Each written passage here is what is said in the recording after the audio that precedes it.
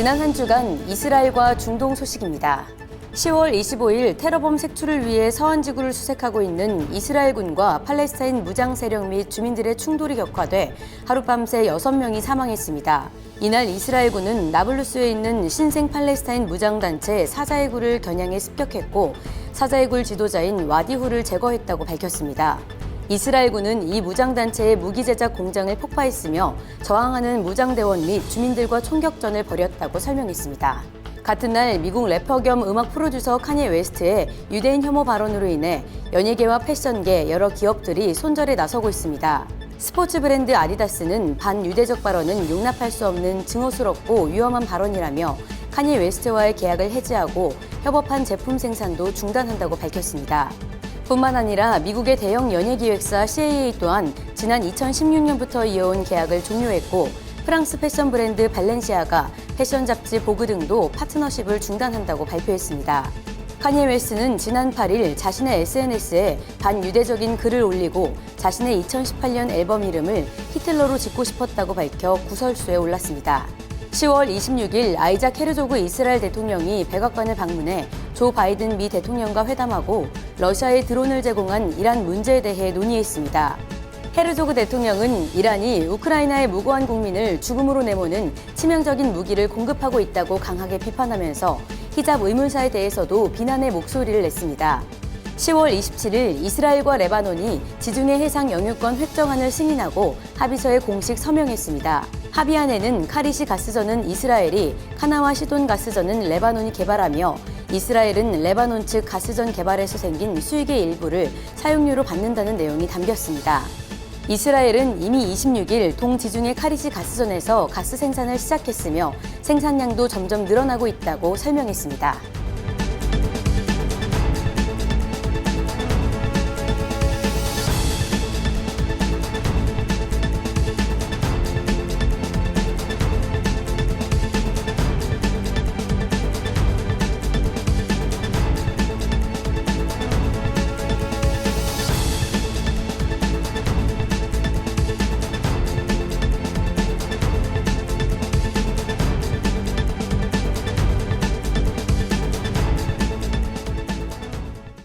(2022년 11월 2일자) 이스라엘 투데이 시작합니다. 결국은 이스라엘이 레바논과의 지중해 해상 영유권 문제를 23도 선에서 확정하는 합의서에 서명을 했다라는 소식이 들렸는데요. 저희가 보기에는 말도 안 되는 그런 내용인데 이스라엘의 그 총선을 나흘 앞두고 라피드 내각이 결국은 합의를 해버렸습니다. 그런가 하면 미국의 래퍼 겸 프로듀서가 자신의 SNS에 유대 혐오 발언을 했는데 이 친구는 예전에 2018년도에 자신이 발매한 음반의 이름을 애당초에 히틀러라고 했었다. 이런 이야기까지 해서 결국은 아디다스라는 그 스폰 회사가 3조 원을 감수하면서까지 이 래퍼와 손절했다라는 뉴스가 또 있습니다. 이 래퍼 이름이 칸예 웨스트라고 하는데 조현정님 어떤 인물입니까?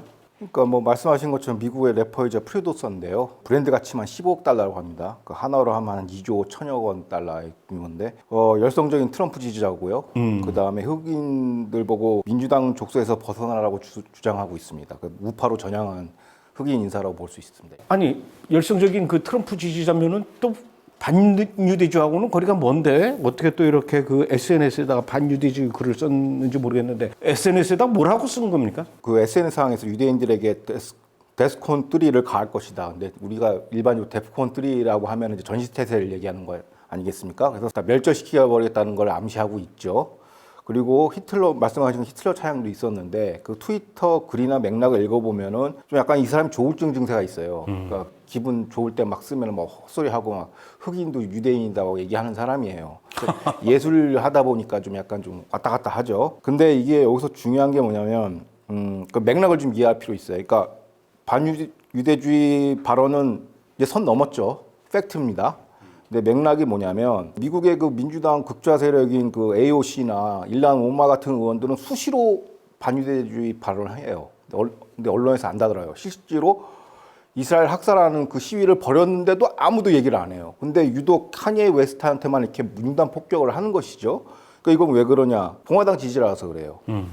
그러니까 이런 맥락도 우리가 좀 들여다볼 필요가 있고, 실제로 이제 미국의 그 유대계 코미디언 빌 마리라는 사람이 있는데 최근에 네트냐후 총리를 미국에 초청해서 이제 대담을 한 거예요. 거기서 뭐라고 얘기했냐면 카니에 웨스트의 그 반유대주의 발언이 AOC나 이런 민주당 극좌 세력이 하는 발언하고 비교해 봤을 때 별반 차이가 없다. 오히려 이들은 헤즈볼라 대변인 같다라고 얘기해요. 거기에 대해서 이제 네트냐후 총리는 뭐라고 응수를 하냐면, 물론 카니아 웨스트가 바보 발언한 건 맞다. 근데 이스라엘 갈 길이 멀고 바쁘니까 이런 걸로 시간 낭비하기 쉽지 않다라고 얘기를 했습니다. 그러면 이 대목에서 이제 우리가 한번 반유대주의 발언에 대해서 한번 우리가 정리를 좀 해봐야 되는데요. 그러니까 제 나름대로 이렇게 정리를 해보니까 반유대주의의 일기는 과거에 이제 브레티브에서 여러 번 소개했지만 마틴 루터에서 기독교에서 오는 반유대주의가 일기라고 한다면, 이기는 이스라엘 국가를 만들고 시온주의에 대한 이제 이슬람권에 대한 반유대주의예요. 과거는 이슬람이랑 이스라엘이랑 잘 지냈지 않습니까? 근데 그게 이제 이기라고 한다면, 3기가 현재인데 이른바 PC좌파 woke에 대한 그쪽 세력에서 오는 반유대주의가 좀 심해요. 그런데 이제 이걸 지적하는 이유가 뭐냐면, 트위터의 그 맥락을 보면은 미국 연예계, 음반계, 할리우드, 금융권을 장악한 진보좌파 유대계에 대한 비판이었단 말이에요. 그러니까 유대인들도 사실상 반유대주의를 많이 하죠. 그러다 보니까 이걸 좀 구분해서 볼 필요가 있고, 그럼 우리의 관심사는 이제 엔타임으로 또 한번 들여다봐야 되지 않습니까? 그럼 엔타임에 진입했을 때 반유대주의는 어떻게 되느냐? 1, 2, 3기를 다 통합한 반유대주의가 될 가능성이 높아요. 그러니까 기독교, 이슬람, PC좌파가 종교 통합 세력으로서 이제 유대인을 이제 탄압하는 구도가 이제 그런 류의 이제 반유대주의 발언이 이제 앞으로는 성행할 거로 보입니다. 저는 그 첫 번째 분석 들어가기 전에 잠깐 지나가는 말로 이렇게 여쭤봤는데, 반유대주의가 1기, 2기, 3기 흐름에서부터 엔타임까지 아주 집중적으로 많이 연구하셨네요. 그런데 아디다스가 이 래퍼하고 손절하는데 3조 원의 손실을 감수했다 그랬는데, 3조 원의 손실이 있다 하더라도 무조건 래퍼하고 손절할 수밖에 없는 그런 상황이었나 봐요. 그렇죠. 왜냐하면 위험하죠. 흑인들은 대부분 민주당 세력으로 이렇게 딱 정리가 되는데, 반민주당 깃발을 걸고선 이제 흑인들로부터 이제 민주당 찍지 말고 나와라, 이게 엑소더스를 요청했거든요. 그러다 보니까 좀 위기감을 느낀 것이죠. 갭이나 디자이너 브랜드 이런 이제 협력업체들이나 이렇게 이런 사람 협력사들이 이탈하고 있는 거는 좀 정치적인 영향력도 개입된 거라고 전 보여집니다. 왜냐하면 최근에 ESG라고 뭐 사회 책임이라고 이렇게 우리가 포장을 하는데, 내용상으로 들어가 보면 거의 PC좌파의 어젠다예요. 동성애에 찬성해야 되고, LGBT 찬성해야 되고, 친환경에 대해서 거부 발언하면 안 되고, 백인들은 이제 파시스트로 찍어야 되고, 뭐 등등 이런 게 정치적인 내용들이 대출 규제에 들어가 버리니까 아마 이거의 압력에서 못 견디는 것 같아요. 그러니까 이런 것들이 좀 조직적으로 들어오다 보니까 그런 맥락도 우리가 한번 이해해 볼 필요는 있다라고 생각합니다. 아무리 표현의 자유가 있는 나라라고 하지만 해선 안 될 말이 있는데 선을 넘은 것 같습니다. 그런가 하면 지난 11월 1일 날 이스라엘에서 5차 총선이 있었어요. 그에 따른 소식은 다음 주 이 시간에 저희가 좀 집중적으로 자세하게 분석해서 또 설명하는 시간을 갖도록 하겠습니다. 자, 오늘 첫 번째 분석할 이슈부터 알아보도록 하겠습니다. 히잡 의문사로 촉발된 이란 반정부 시위가 6주째에 접어들면서 산업 현장 노동자들과 중소사업자까지 파업에 돌입하고 있습니다. 임금 인상과 근무 환경 개선 등을 요구하던 경제적 파업이 반정부 투쟁으로 변모하면서 정권을 바꿀 수 있는 수준으로 커질 수 있다는 전망이 나오고 있는데요. 이런 가운데 이란의 학계와 종교, 스포츠 인사까지 이란 반정부 투쟁에 가세하면서 각계각층의 동참 속에 시위는 정권 퇴진 운동으로 확산되고 있습니다. 이란 망명 인사인 레자 팔라비 왕자는 이슬람 정권 전복과 같은 급변 사태를 대비해서 임시정부를 구성해야 할 필요성까지 설파하고 나섰습니다. 현재 이란에서 일어나고 있는 이 사태가 반정부 시위 소요 사태, 점점 진정 국면이 아니라 점점 더 심각해지는 것 같아요. 발단의 원인부터 다시 한번 좀 점검해 봐야 될 것 같은데, 왜 이렇게 지금 이란에서 반정부 소요 사태가 일어나게 된 겁니까? 히잡 의문사, 여성들의 히잡을 강요하는 것 때문에 이제 진압하는 경찰이 그 여성을 이제 구타해서 이제 죽음에 이르렀죠. 그래서 이제 반정부 투쟁이 6주 정도 이제 강화되고 있는데, 사회 각계각층까지 같이 붙었어요. 지금 시작은 여성 인권으로 시작했는데, 2017년도부터 이제 다종다양한 반정부 집회가 있었는데, 중국이 제공한 공산당 그 디지털 전체주의로 인터넷 접속을 차단했어요. 왜냐하면 이게 이란 국가 통신망이니까 차단을 해버리니까 이제 반정부 집회가 확산이 안 되죠. 해외로 송출도 안 될 뿐더러 인터넷상으로, 그리고 국내에서 각 지도부끼리 이제 이른바 회합 통신을 해야 되는데, 코디네이션을 해야 되는데 그게 안 되니까 금방 묵살이 되고 이제 진압이 됐죠. 근데 최근에는 뭐 일론 머스크 얘기도 나오지만 저기 우크라이나 러시아 전쟁 때 이제 그 스타링크를 제공했거든요. 스타링크가 뭐냐면 통신망이 망가지면은 이제 그 위성 통신으로 인터넷 쏘주는 기술이 있어요. 트럼프 행정부 때 개발한 기술이거든요. 비용도 아주 저렴한데 이게 이제 보급이 돼가지고 이제 SNS상에서 마음대로 나오고 있고, 심지어 외신도 이제 보도를 안 할 수 없는 환경까지 왔고요. 알자지라 방송까지도 보도를 합니다.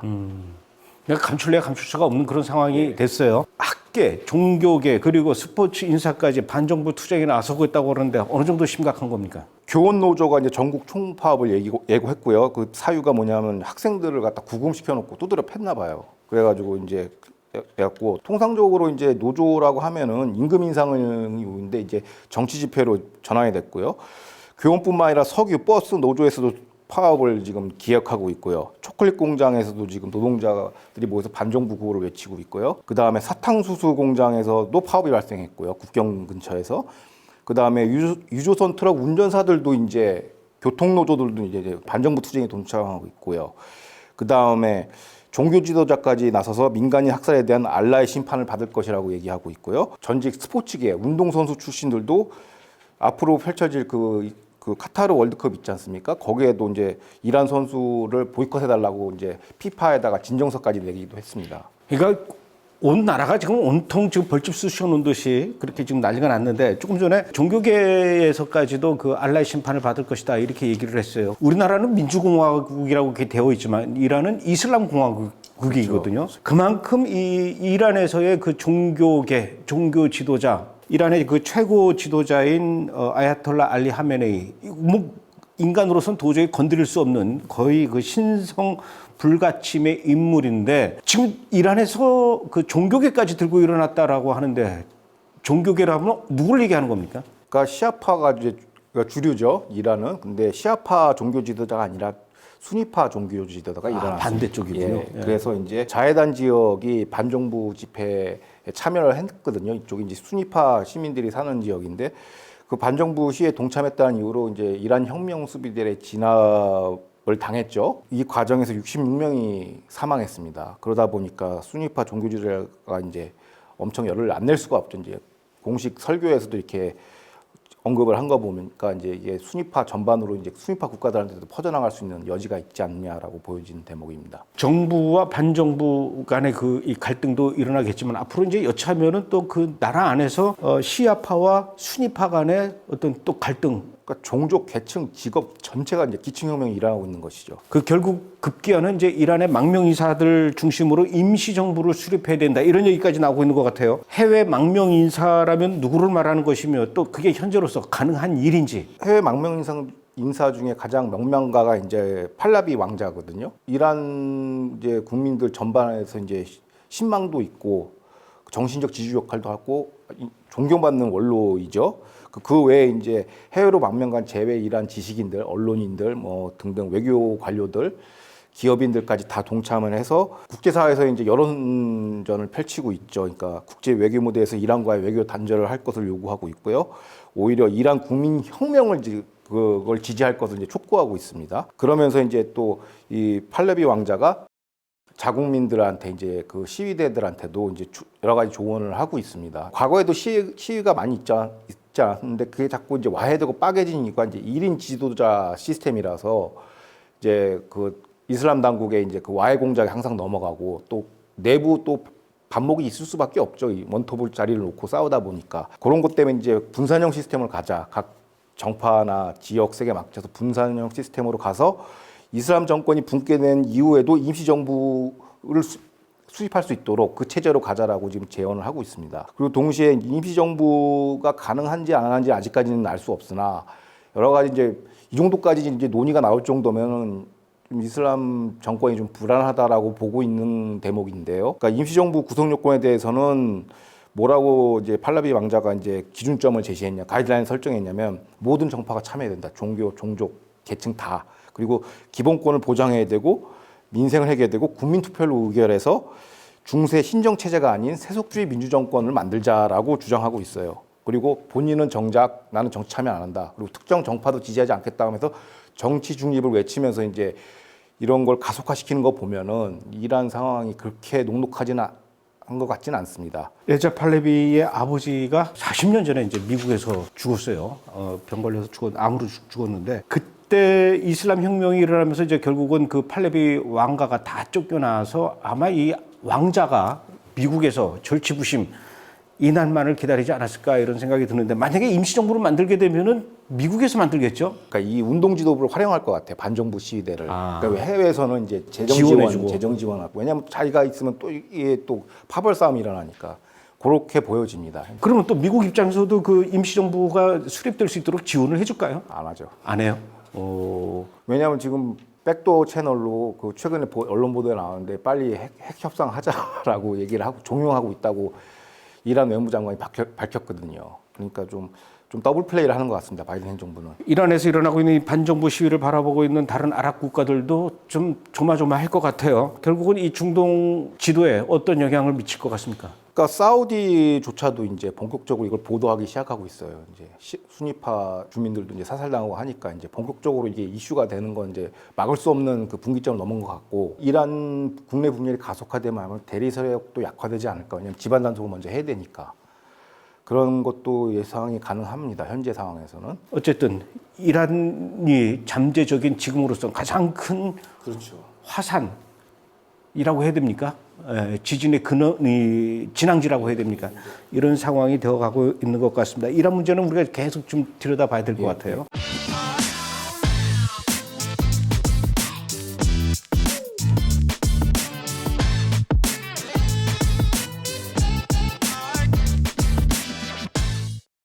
자, 이제 두 번째 분석해볼 이슈 또 알아보도록 하겠습니다.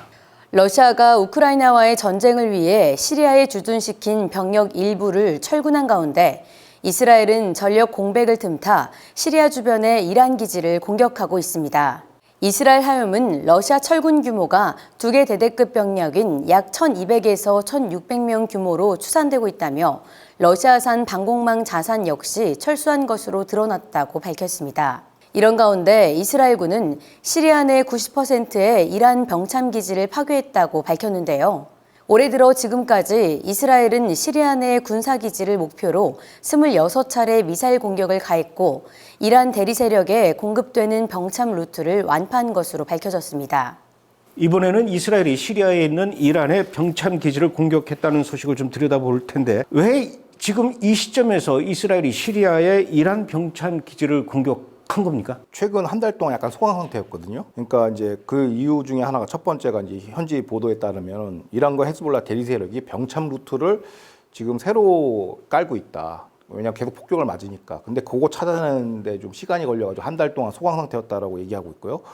두 번째 이유는 러시아군이 이제 군자산과 병력 철군으로 인해서 이제 권력 공백이 생기니까 방공망 시스템 없으니까 이스라엘 입장에서 이제 맘 놓고 이제 폭격을 하는 것 같습니다. 그런데 이스라엘이 시리아에 있는 이란의 병참 기지를 약 90% 폭발을 했대요. 거의 뭐 완파라고 해도 틀린 말은 아닐 것 같은데 이 병참 기지는 뭘 하는 곳이길래 이스라엘이 집중적으로 공격을 한 겁니까? 그러니까 헤즈볼라나 이란 대리 세력한테 공급하는 이란산 드론 조립 병기창입니다. 아, 이런. 그러니까 핵심 그거죠. 그리고 뭐 여기서 이제 저 러시아도 갈 수 있으니까 뭐 폭격은 당연한 것 같습니다. 시리아에 있는 이란의 병참 기지를 박살낸 것은 시리아에 있던 그 러시아군이 철군을 해서 그 공백 기간을 이용해서 공격한 아주 거의 일방적인 공격 같은데 그만큼 시리아의 대공 시스템 방어 능력이 떨어졌다는 겁니까? 아니면은 이스라엘의 공격 능력이 뛰어나다는 겁니까? 그러니까 보도에 따르면 이제 병력뿐만 아니라 방공망체도 같이 철수를 하니까 이제 하늘이 뻥 뚫린 거죠. 이번에 그 이스라엘이 시리아에 있는 이란의 병참 기지를 공격하는 걸로 이렇게 보니까 어찌 보면 러시아와 우크라이나 간의 그 전쟁이 빨리 끝나는 것보다도 이렇게 장기전으로 가는 것을 오히려 이스라엘 쪽에서는 더 바라는 게 아닐까. 그래야 이제 또 이 시리아에 러시아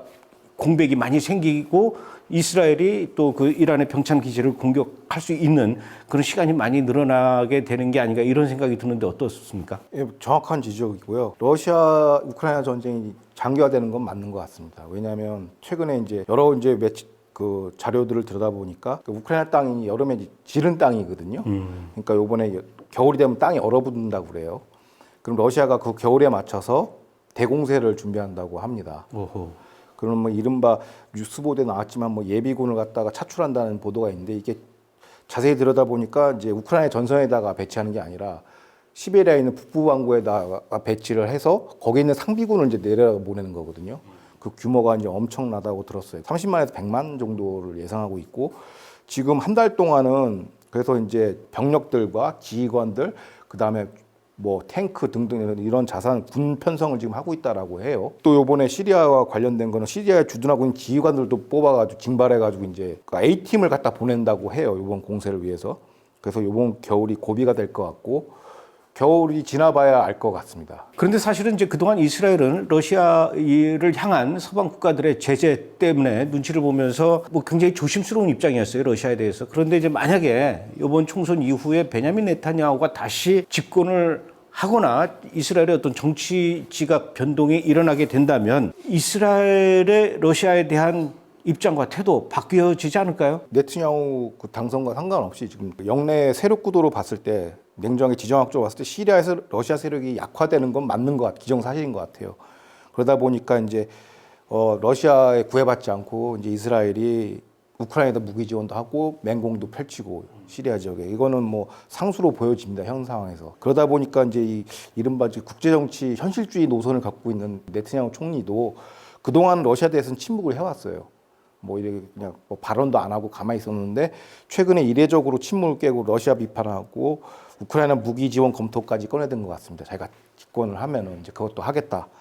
그러니까 일각에서 이거 총선용 구호라고 하는데 우크라이나 전쟁은 유권자들의 관심 박이거든요. 그러니까 이거는 이제 현실화될 수 있는 가능성이 굉장히 커 보입니다.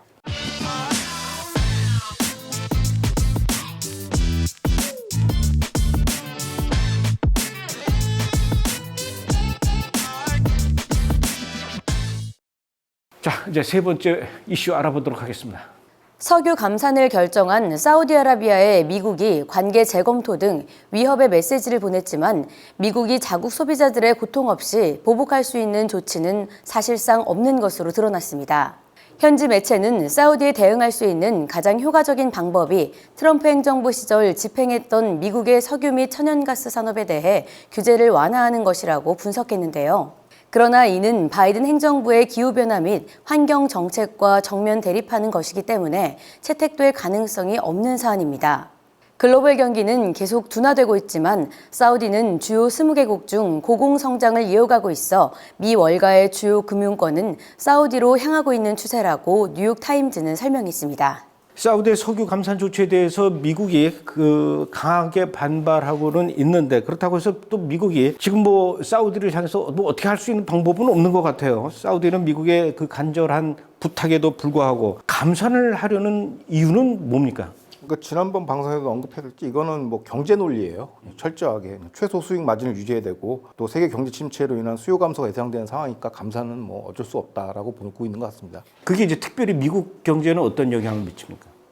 거의 뭐 미국 경제는 지금 살인적 인플레이로 지금 시달리고 있죠. 그러니까 도시근로자 임금의 한 꽤 높은 포션이 이제 연료비로 나가니까 기름값이랑 뭐 난방비로 나가는데 이건 상당한 거죠. 이거는 상당한 제약을 받고 있고 뭐 민주당 쪽에서는 보복책으로 민주당 의원 주도로 이제 카르텔 방지법이라고 해서 미국이 오펙 플러스 회원국이 미국 내 보유하고 있는 자산에 대한 압류를 하겠다라고 큰 소리를 뻥뻥 치고 있거든요. 근데 막상 들여다보니까 사우디가 미국에 보유한 최대 자산은 텍사스주 아사왕에 있는 모티바 정유소인데 여기를 제재하기 시작하면은 미국 내수용 원유 정제가 타격을 받아요. 그럼 더 악화되죠, 에너지 사정이. 그러다 보니까 미국이 국제 석유 경제 일원이기 때문에 미 정부가 미 소비자들을 해치지 않고 사우디를 법적으로 보복할 수 있는 방법은 없어요, 현재까지는. 그러면 미국에서도 특히 그 돈 냄새를 잘 맡는 돈의 흐름을 잘 찾아가는 월가의 반응은 어떻습니까? 뭔가 이 사람들도 정부는 그렇게 가도 우리는 뭐 나름대로 살 길을 찾아야 되겠다 하면서 뭔가 대책을 세우고 있을 것 같은데. 그러니까 월가 뭐 따로 노는 것 같아요, 아예. 그리고 정부하고 월가하고는 따로 논다. 정부하고 월가도 따로 놀고 오히려 난 월가가 갑인 것 같아요, 솔직히 보면. 그리고 또 월가 자체도 우리로 지금 주식시장이죠, 금융시장이잖아요. 근데 자국 경제하고 좀 약간 디커플링이 돼 있어요. 그래서 유럽하고 미국은 경기 침체가 예상된 상황이니까 아예 손절해버리고 지금 고공성장하고 있는 사우디로 대규모 인프라 투자를 위해서 지금 들어갔습니다. 골드만삭스 뭐 우리가 알고 있는 익히하고 있는 투자금융권들이 IB 쪽들이 다 들어갔어요. 지금 사우디로. 지금 전 세계는 고금리 인플레이션으로 경기 침체가 아주 전 세계를 뒤덮고 있습니다. 이 여파가 결국은 이스라엘도 피해가지 못하고 있는 그런 상황인데 우리나라도 지금 뭐 물가 폭등으로 난리가 난 상황에서 이스라엘이라고 해서 뭐 별 수는 없는 것 같아요. 이스라엘의 물가 상승 지금 어느 정도입니까? 그러니까 생활 물가는 원래 높았죠. 이스라엘이 뭐냐면 이게 수입 다변화가 안 돼가지고 이제 약간 독점 구조라서 수입 가격은 원래 물가는 높았는데 항상 높아왔는데 그건 이제 우리나라랑 비슷하고 근데 가장 큰 덩어리를 차지한 게 부동산이죠. 집인데 이게 텔아비브 기준 경기 침체임에도 불구하고 부동산 가격이 연평균 19% 꾸준히 상승하고 있어요. 우리나라 지금 부동산 자산 가격이 좀 빠지고 있는데 여기는 오히려 올라가고 있어요. 그럼 전 세계적으로는 지금 기록적인 인플레이션이 부동산 시장을까지 침체까지 이르고 침체를 이제 밀어버리고 있어요. 왜냐하면은 인플레이션 잡기 위해서 이제 뭐 연준도 마찬가지로 각국 중앙은행이 이제 금리를 다 기준금리를 인상하지 않습니까? 그러다 보니까 자연스럽게 주택담보대출, 모기지론에도 금리가 같이 반영이 되다 보니까 거래가 이루어지지 않고 있어요. 너무 비싸다 보니까. 그러니까 부동산은 당연히 침체로 들어가는데 유독 텔아비브 부동산 가격만 2021년에서 후반기부터 2020년 전반기 사이 무려 18%가 올랐어요. 와. 경쟁 도시는 18%밖에 상승을 안 했는데 8%가 더 나은 거예요. 그러면은 뭐 내부 수요가 있느냐 들여다보니까 주택담보대출 신청자는 지난 8, 9월 사이 20% 감소했어요. 그러니까 완전 꺾이고 있어요. 그럼 이건 뭐냐? 외부 요인이라고 봐야죠. 그러니까 제가 이제 여기 기사에는 안 나왔지만 해외 바이어가 들어와서 부동산을 산 게 아니냐는 생각이 들어요. 어차피 이게 도시근로자 연봉이나 이런 금리를 감당하고 집을 살 수가 없어요. 이스라엘에서는 현재.